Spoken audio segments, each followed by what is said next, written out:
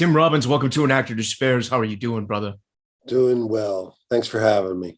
It means so much for you being here, man. I usually never share much about myself, but because of the beauty of We Live On and your entire catalog of work, I wanted to share.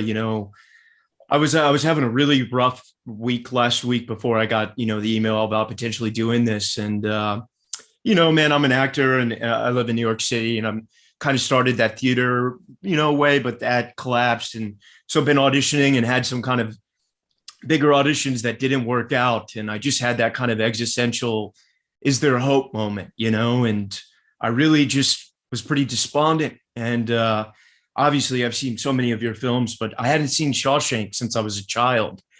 And I suppose getting the email was a sign in itself, because I was asking the world for a sign. But then rewatching that film, I just broke down in ways that I didn't even know I could feel. I haven't felt a reaction like that to a piece of art, I say, in such a long time. And growing up, I used to go to UCLA in the summers because I loved your career and I really wanted to study at their theater program. And even though I did get in, I decided to go to NYU instead. So it's a real honor. You're a true artist and visionary, and everything that you do, both as an actor, a writer, a director, a filmmaker, an artistic director at the Actors Gang, it means so much for all us actors worldwide. So from the bottom of my heart, thank you.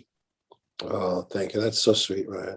Yeah. But usually if it's cool, we start at the beginning and we can kind of just figure out which, things we want to talk about along the way. So you grew up in New York, right?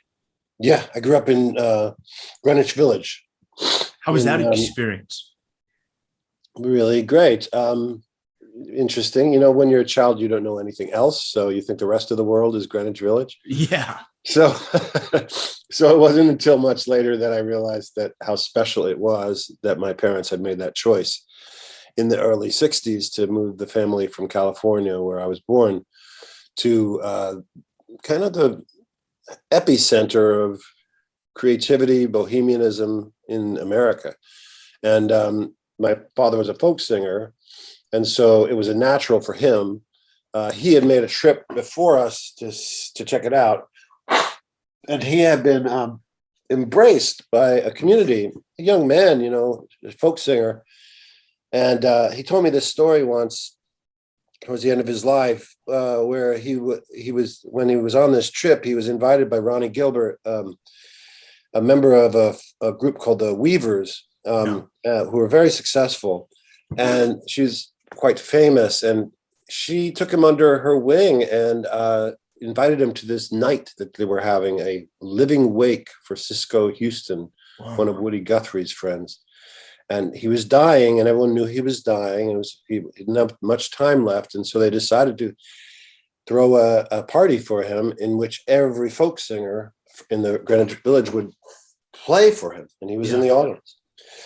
And my dad was crying when he told me this story. I think he was crying because he remembered the kindness of this woman.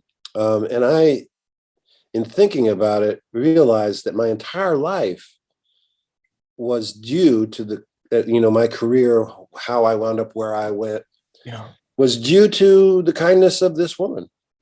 Wow. who made him feel part of a community. And he got on the phone with my mom and he said, put the kids in the station wagon and come to New York. And I drove cross country in diapers the first time. Wow. That's and so lived in a very creative environment, a very violent and rough environment at times, street life in New York City. In the 60s, you had to either run fast or be able to fight. And I learned how to do both. And it was a crucible that I had to pass through. And eventually when I got out into the world, I had a leg up because of this survival skills I had to learn in New York City. Yeah. And did your parents, being artists, did they instill, hey, we'd love for you to do this arts thing and expose you to the arts? Or was it kind of a natural inclination living in such an amazing city like New York, finding it yourself? No, completely exposed to the arts. My mom, I remember, would play opera every Saturday morning, and she sang herself. She was a musician herself.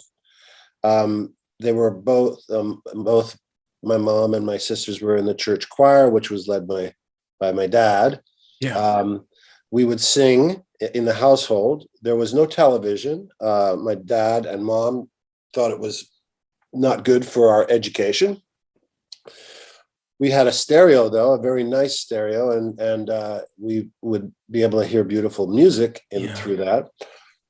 They appreciated art, theater. They would take us to the free theater in the park in the summer at the Delacorte Theater, Shakespeare in the Park. I saw some truly amazing, groundbreaking, mind-shifting work there when I was a young teenager. But at the same time, when I wanted to go to performing arts high school, my dad said, absolutely not. Wow. And I said, why? And he said, well, he was by this time an actor. He said, I have had many conversations with actors, and, there's nothing less interesting than an uneducated actor. Yeah. And I hated him at the time for that. And I wound up getting into Stuyvesant High School, which was one of 3 specialized schools. Yeah, that LaGuardia, and there's one in Queens as well, right? It was, at the time, it was Bronx Science, Brooklyn Tech, and Stuyvesant High School. And otherwise, if you didn't get into one of those 3, good luck. Because the public high school system was a little bit rough. My brother went through Seward Park and had a real tough time with that. Wow. So, so anyway,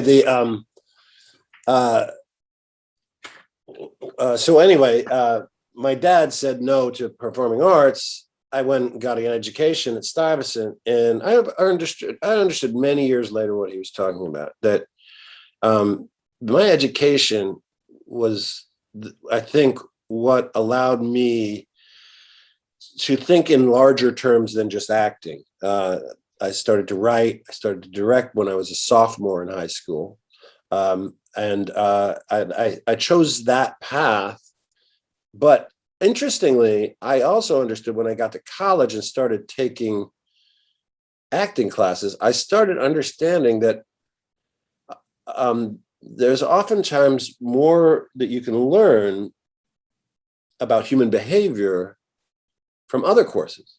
Yeah. And I found an anthropology course I took in college to be incredibly inspirational as far as my future path, and intro to psychology. And there's so many. A broad education is really important. And by the way, it's not necessarily you have to go to college, because I have very, very smart friends that are self-educated. It's about the desire for education. Totally. And there's books everywhere that you can find that can expand your mind.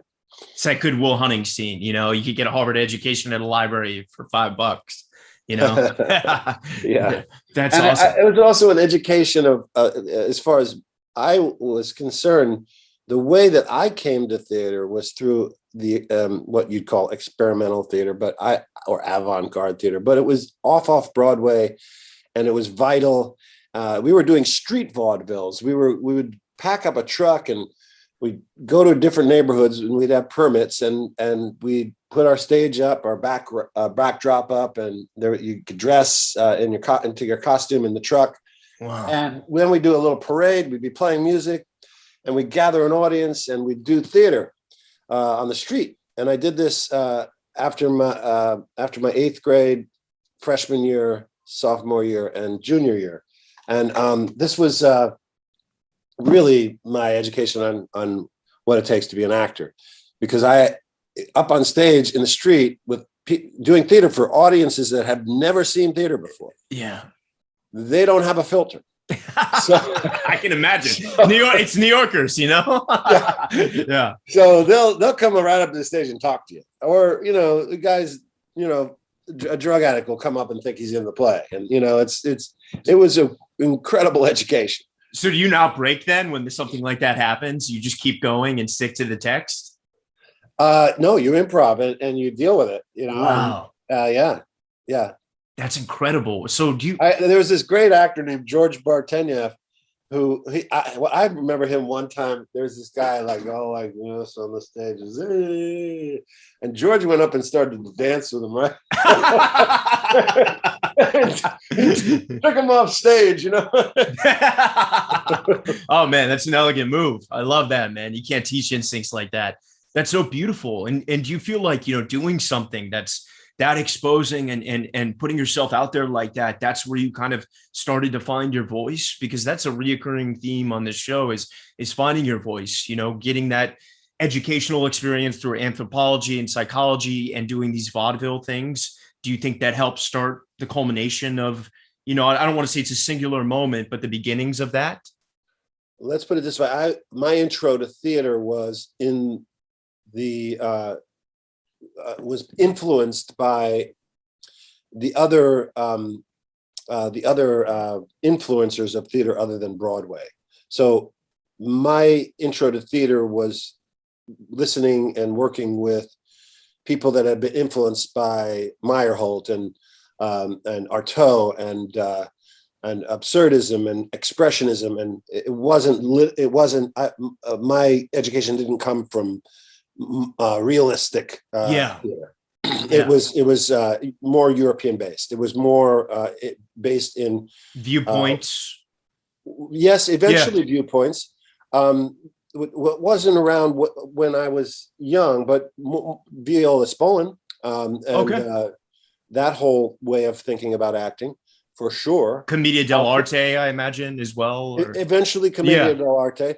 But at the same time, I also read An Actor Prepares by Stanislavski, and that's an amazing book. Yeah, it's really groundbreaking, and particularly for the time it was written. And then it became like a starting point, and then not everyone, but certain people took that book and made their interpretations of it. Yeah, and then you have Stella the School and the Hagen and all legit. Listen, the way I look at it, if whatever gets you there, right? Totally. And I don't personally work that way. I want an exit from an emotion. I don't want to get stuck in an emotion. And what I loved about the training that I got from Georges Bigot in 1984, he was influenced by Ariane Mnouchkin from the Théâtre du Soleil in Paris, was the fluidity of emotion and the ability to go to extremes of emotion like that, so that you snap from despair to joy, as happens in life. Emotions aren't gradual; they switch like this, and so the training was to be fluid enough with the emotions, sincere, truth at the core of it, getting deep at the core of it, emotional truth at the core of it, but fluidity in not getting stuck in it. And I thank God for that, because I see, when I train actors, there's this tendency for some people to believe that the gold star of acting is to be able to cry. And I could write a whole book on this. And it ain't. The gold star is you're almost there and the audience cries. That is the template I want to work in. And so when I'm training actors, I have to kind of guide them away from it, because inevitably when that happens, they cook themselves up into this horrible place where they're weeping and they can't get out of it. And so anytime I see that, I say, when I'm prompting in an improv, switch your state or your emotion, because I want them to know that what is transcendent for an audience is if you can witness a character in absolute despair switch over to joy. It's a beautiful thing. It's transcendent. And we've seen it again and again and again. just like when you're happy and joyful and you turn a corner and there's a guy with a gun, you don't gradually go into fear. It's immediate. Yeah. Yeah. It's sign for the times in the city. That's so interesting. And I'm And the other thing that this training did for me was it burst the illusion of forever, which I had never really bought into completely, but it burst the illusion of this idea that there's a wall there. The fourth wall, you mean? Yes, Yeah. absolutely shattered it, because what this teacher taught me was this is not a movie. These people have traveled to come see you. They've invested their time, their money. Never assume any one of those people could afford this ticket. And you should assume that all of them had to walk here because they spent their last dollar on this ticket. Yeah. You owe them an experience. And in theater, the way it was originated, and I've been on those stages, by the way, in those Greek and Roman amphitheaters. Wow. Yeah, because you travel with the Actors Gang, right? Yes. Yeah. And I remember doing a rehearsal for the first time in one of those Roman amphitheaters. And we, in our training, we share emotions through the audience to the actor we're working with. So the audience gets everything, not in a presentational way, but in a way of sharing, right? So that we're not locked, we're not asking actors to do this, because you get a profile, right? Yeah. And oftentimes, here's what you get when an actor isn't in an emotion or forgets their lines. Oh, yeah. And then they come back. So the training is here, right? It was proved in that Roman amphitheater, because when the actors were talking like this, you can't hear them. Yeah. That sound can't doesn't carry hear all the way audience. through. Yeah. The acoustical architecture demands that you respect the audience, that they are there. And so that was a radical concept at the time for me when I was in my 20s, because I still bought into it a little bit, in my own acting on stage. Yeah. And then I realized, oh yes, when I'm invited in, it's so much deeper and profound experience. It's a little bit uncomfortable at first because I'm not used to it as a witness to a play. But then once a little time passes, you realize, why don't we all do this? Why don't we all do this? Yeah. No.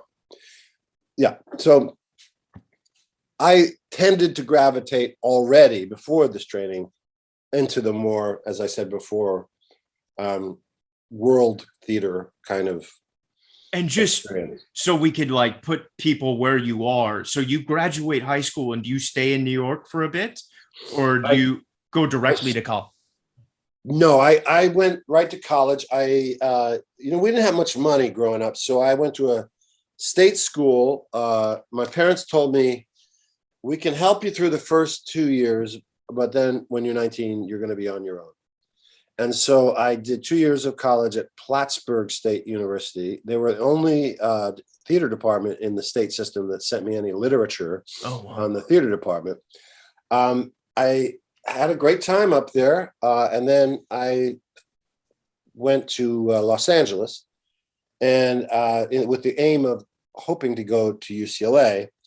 I got another bird. Yeah. So you got to LA and you were thinking about UCLA. I transferred. I moved out to Los Angeles with the hope of getting into UCLA.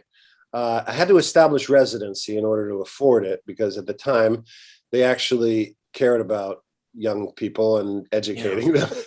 And honor those days wasn't to put them into debt. Yeah. But I still had to work through college.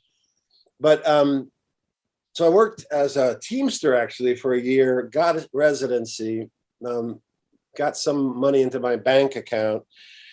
and then started at UCLA in '79 and graduated in '81. Wow.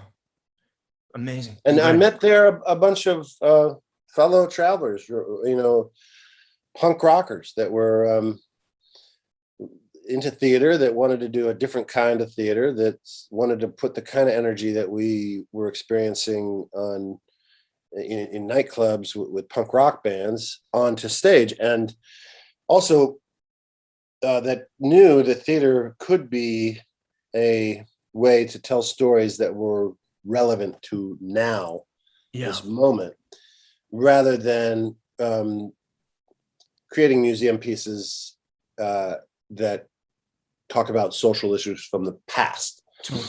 So, but fully educated by those groundbreaking works, with full respect for Ibsen and O'Neill and Tennessee Williams and all the groundbreaking playwrights that shattered the illusion of the late 19th century romanticized theater. Ibsen writing just freaked everyone out. Christopher Marlowe, all those great ones. I'm curious, because you had that production job, it sounds like you were so incredibly, I love it because I'm a theater guy, theater focused. Were you interested in Hollywood at the time, or were you really just caring about the theater and doing good work there? I truly thought that when I got out of college, I would move back to New York and be a theater director. Wow. That's what I wanted to do. And I acted some in college, but mostly concentrated on writing and directing. And had great teachers there that were young, excited by their new jobs as theater teachers, and guided us in directions that we wouldn't have gone in. Being introduced in a theater history class to the works of Artaud and Alfred Jarry, and then as the first play that the Actors Gang did, Ubuwa, this crazy scatological play that was written in 1900 or something like that. And the first performance of it in Paris, that was the audience was so outraged that they tore the seats up in the theater and rioted. No way. Yeah, and I love that. So that that's my kind of theater. And as I was reading the play, I read, and I remember when I read the stage direction, the entire Polish army enters. I realized I had to do this play. Wow. Because I loved the idea that his imagination was that crazy. And then it's basically a challenge to a director. Yeah. What you gonna do?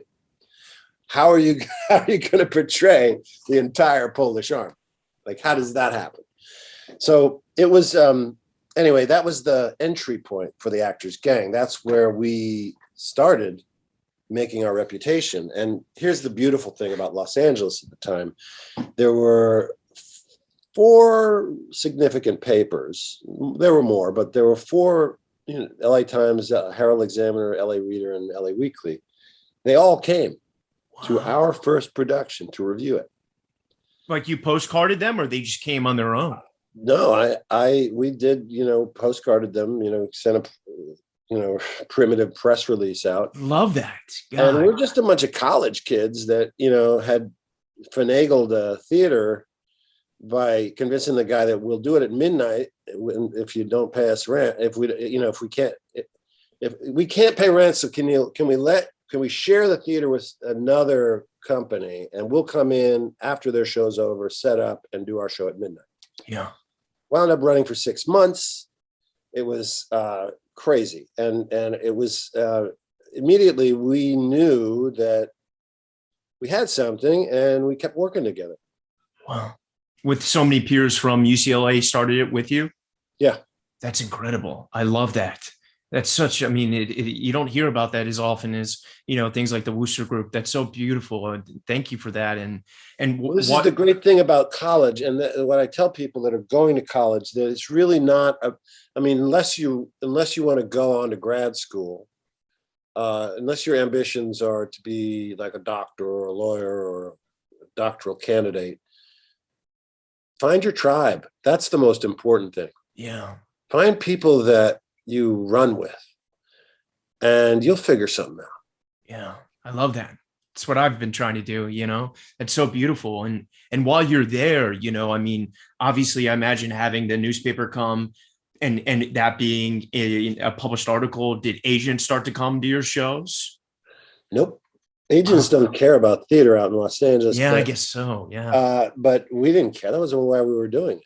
Yeah. I had no ambition in that way. I got lucky. I got an agent because a guy named Gary Gardner, who was my playwriting teacher, was temporarily in charge because of another teacher on a sabbatical, was temporarily in charge of who was selected to perform on this evening they would do every May called the O'Brien Awards. And I got into that competition, and that's where agents came. They came to UCLA to see the top 10 acting students, right?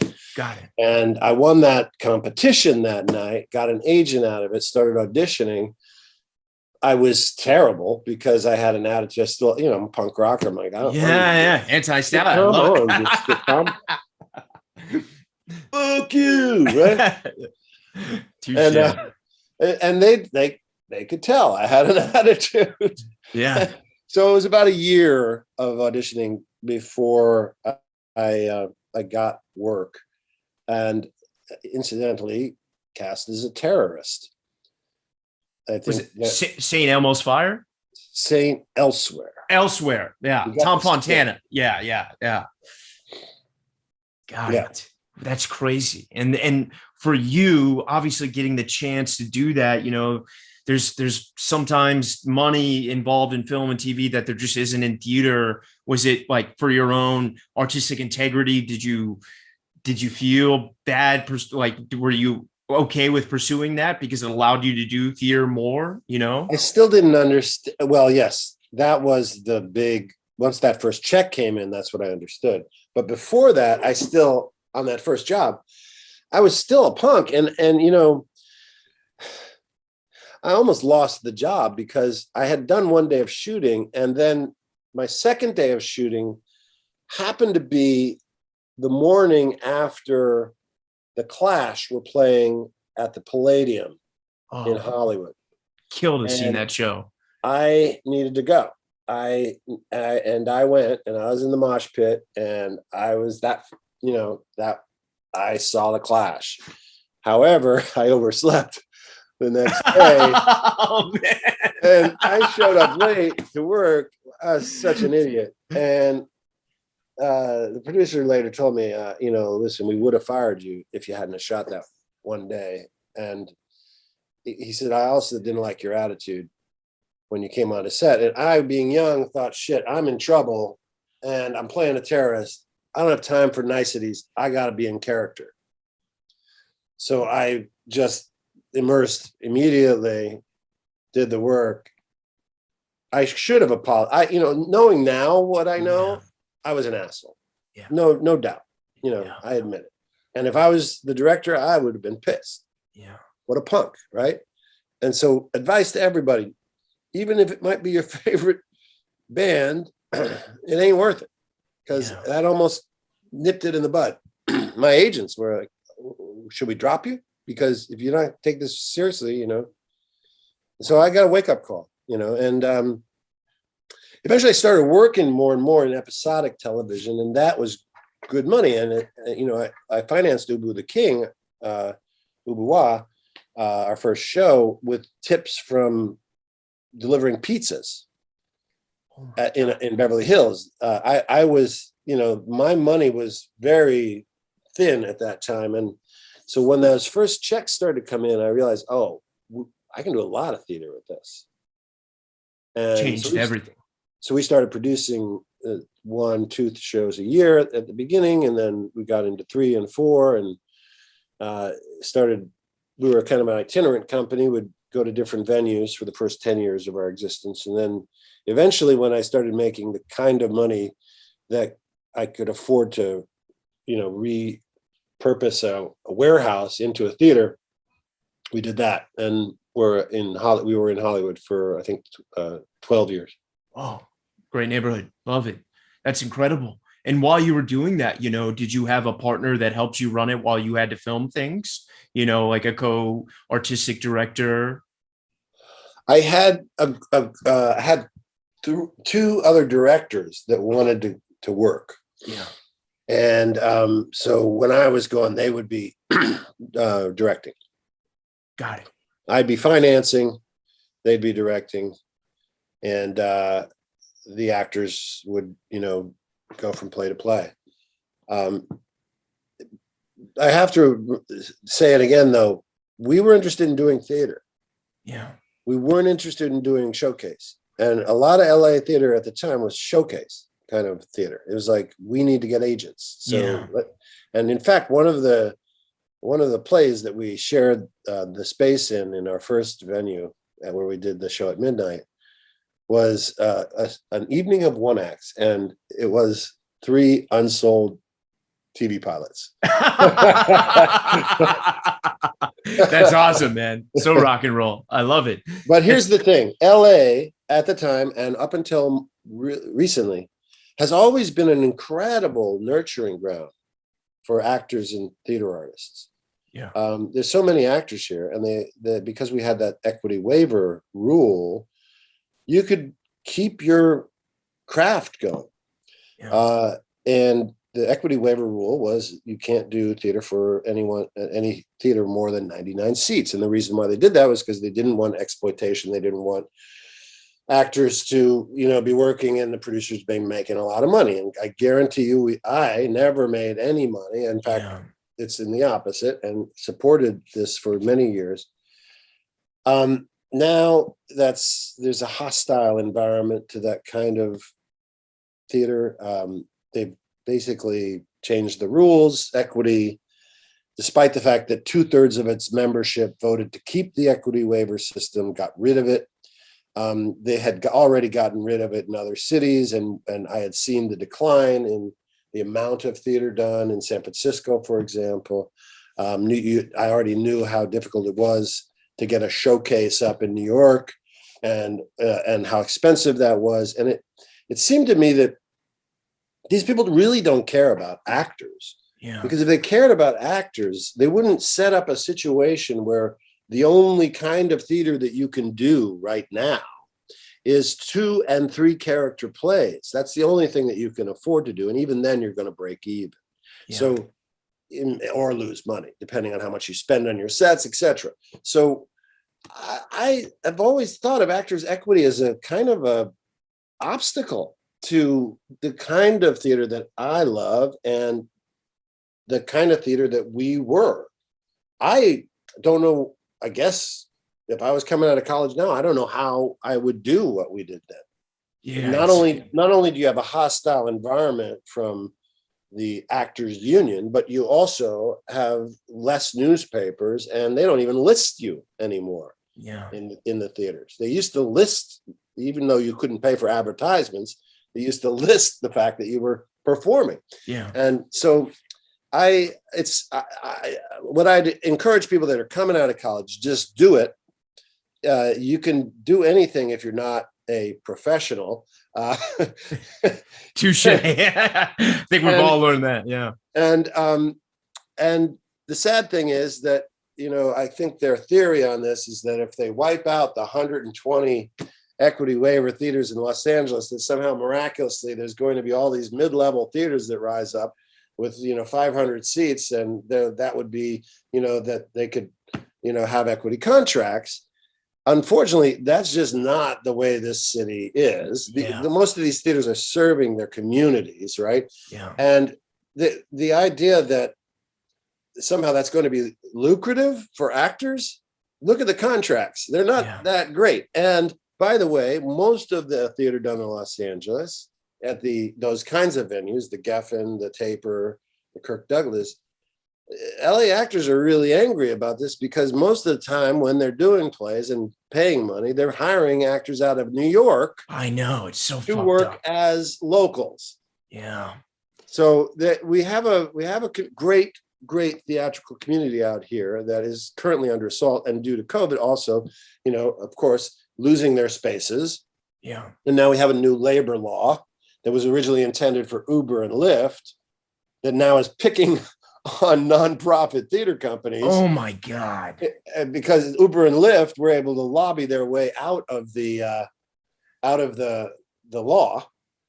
They had made inroads in Sacramento, and AB5 doesn't apply for them anymore, but it does apply to nonprofit theater companies. So so it's tough. It's a tough environment right now. I hope that a lot of these theaters can survive.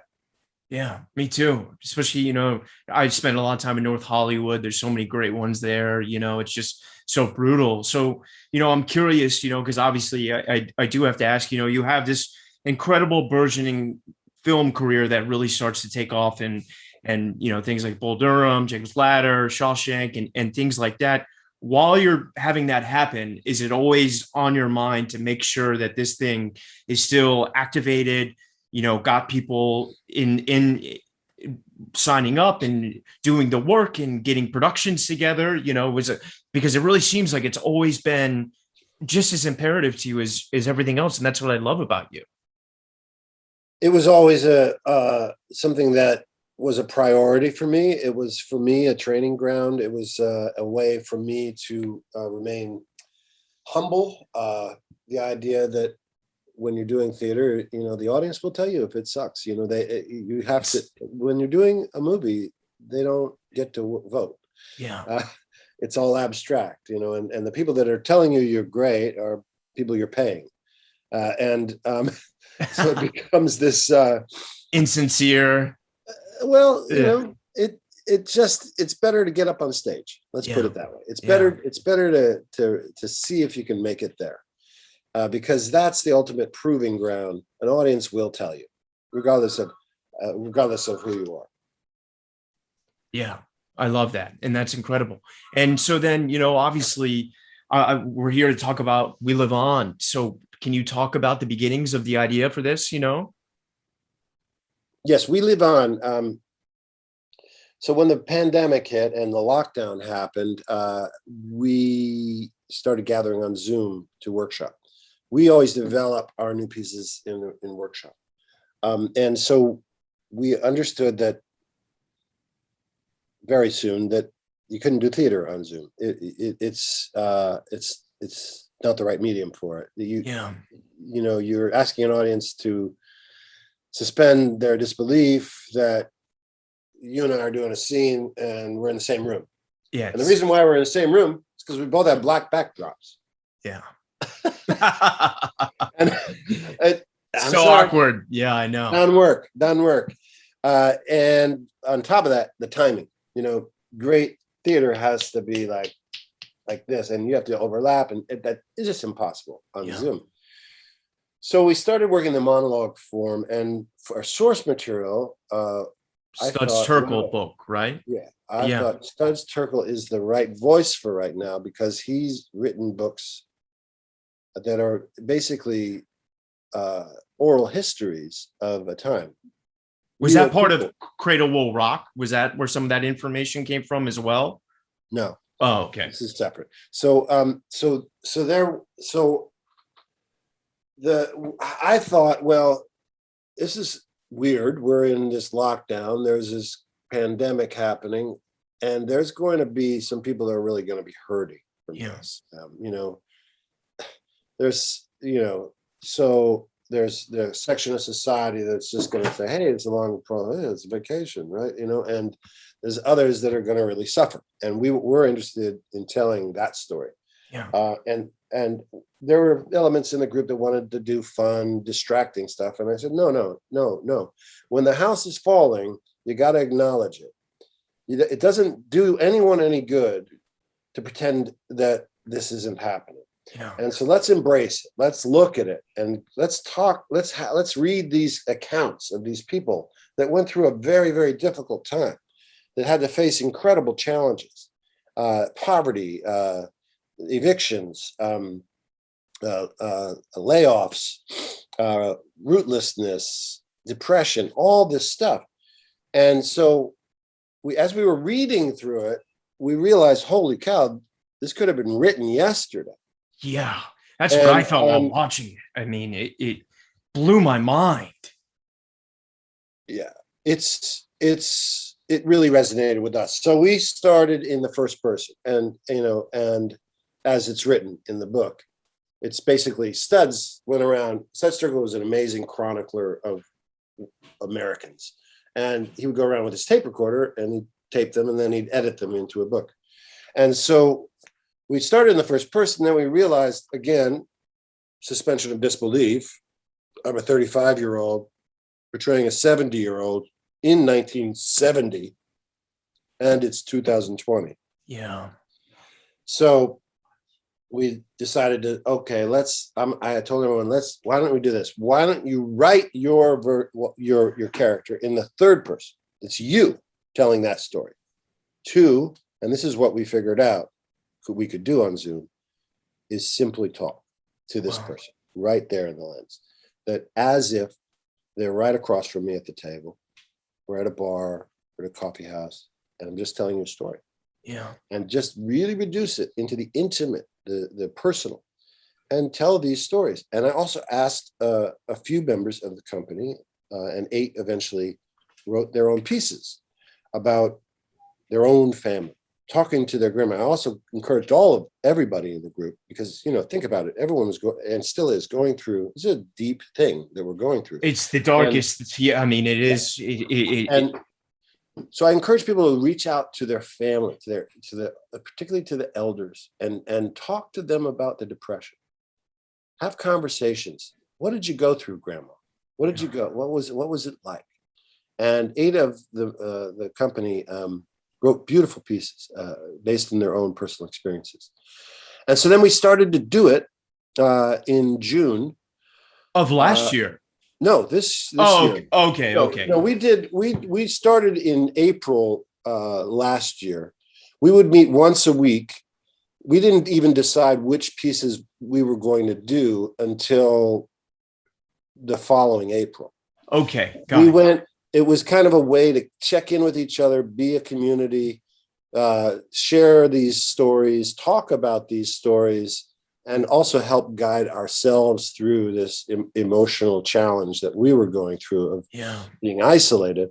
But also, there was a good period of time where we didn't do it at all, and we went in to do other things. We started working in puppets and did some play readings and that kind of thing.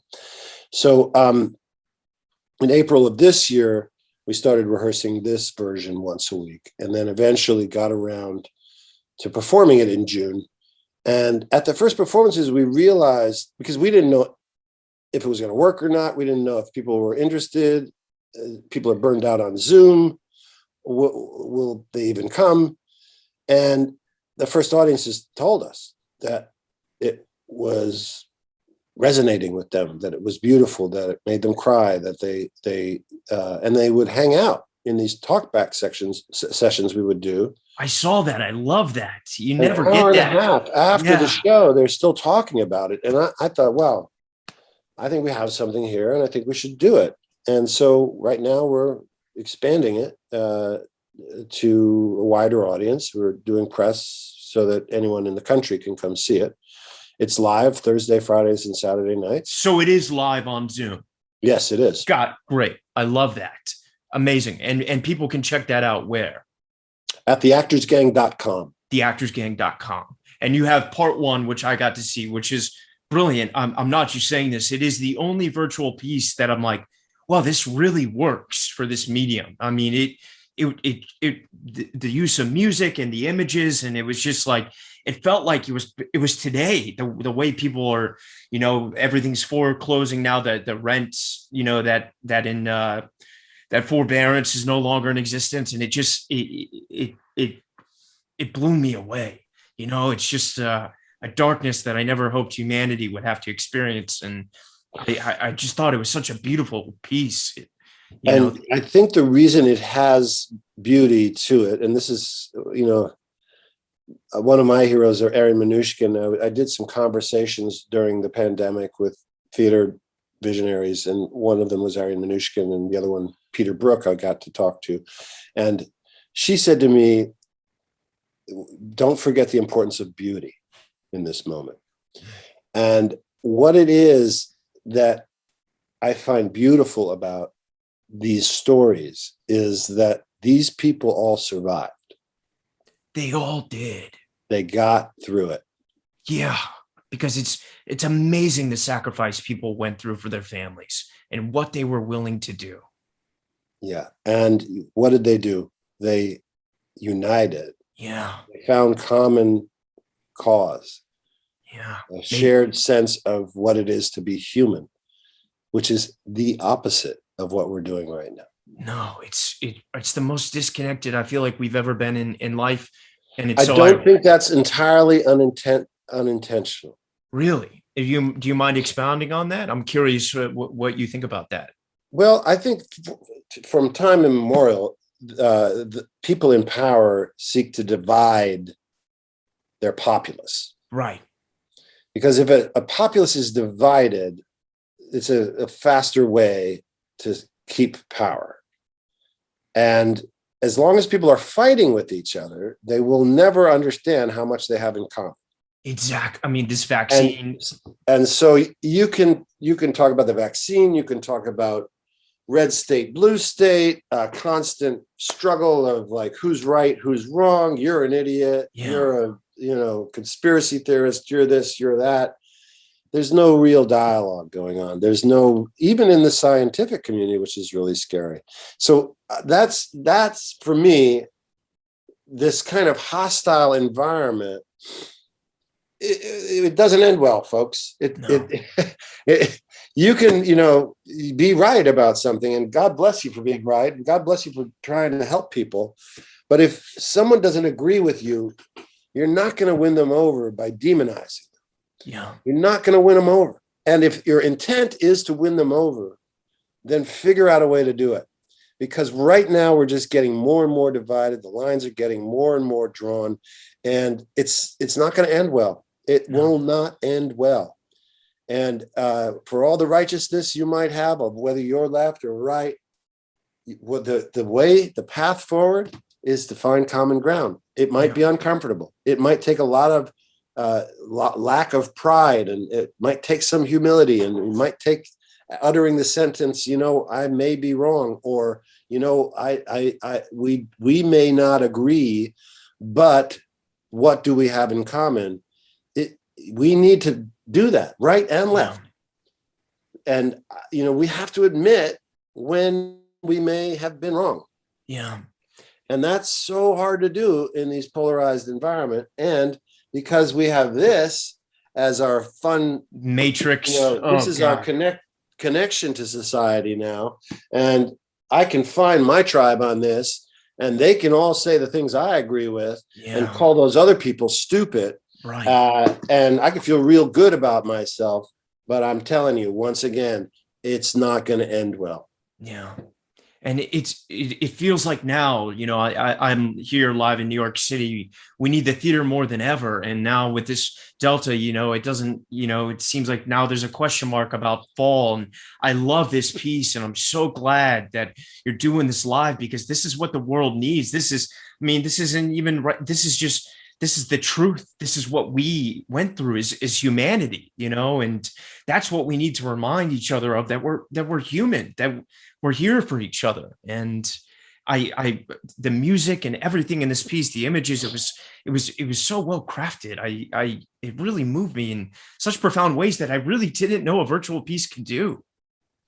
Well, I really love hearing that, because that was our intent. And I believe that is true. I hope more people see it. I hope that people find their way to theactorsgang.com. And by the way, it's going to be linked. I also want to say, just for all you people out there are like, oh, he's just selling this and he wants to make some money. It is, if you are busted, if you do not have money, if you're struggling and you don't think you can afford something right now, it's free if you want it to be. You just have to go to the website and say, I'm busted. Help me out. And we got you. We'll get you in. Thank you for that. I'm going to link it right here. And I'm getting the heads up, you got to get on for the day, but this was such a pleasure. I mean, I feel like we just barely scratched the surface. I would love for you to come back and we really dig in, one day soon. It would be such an honor, thank you for coming on and talking about We Live On, and it just telling me about your theater experience. It's so wonderful to hear, and very gives me hope, because that's what I think we need more of right now.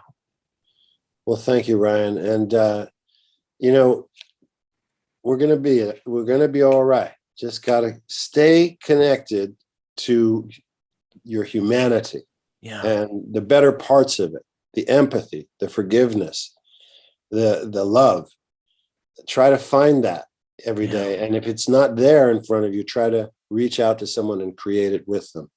And it could be someone that you may not have talked to for a long time, Yeah. that for whatever reason you've grown distant from. Those people want to hear from you. Yeah. I think we need it now more than ever. Like you said, find your tribe and make work, because there's no time like now. Yes, but don't tell anyone your tribe is better than their tribe. Yeah, touche. Well, Tim Robbins, thank you so much, man. I mean, if there's ever anything in the Actors Gang, I would love to audition for you. I really would. It would be such an honor to get involved. I love what you guys are doing there, and it's so beautiful. And I'm so excited for parts 2 and 3. And this was such a pleasure. Please, let's do this again soon. And I'm sending you so much love. Thank you, man. And just one last thing. You don't have to see part 1 to understand part 2 or 3. Huge to know. They're all independent. They all work on their own. Amazing. Okay. We Live On. Tim Robbins, thank you, brother. Awesome. So much love. All right.